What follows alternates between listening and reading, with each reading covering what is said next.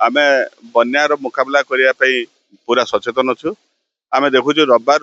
Continuous वर्षा होची एवं माने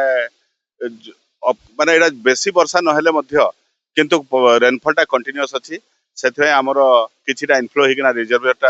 भर्ती होबार लगी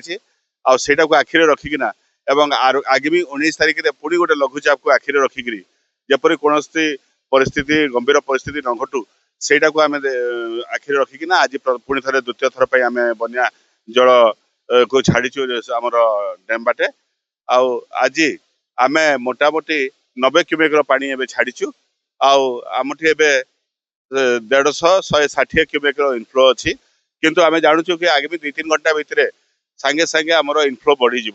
आ बढ़ीकिना 300-400 क्यूमेक जाए पारे तो ताकू देखिकिना प्रथम आम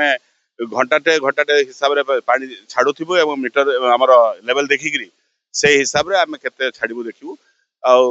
मु आश्वस्ति करुच्ची जदि कौन दुर्विपाक न हुए किंबा से जदि आमर फ्लाश फ्लड की माने जो बादल फटा वर्षा टाइम जदि किसी न हुए ताहले आमे सुरुखुरे बन्या परिचालना करि पारिबो बोली मोर विश्वास अछि।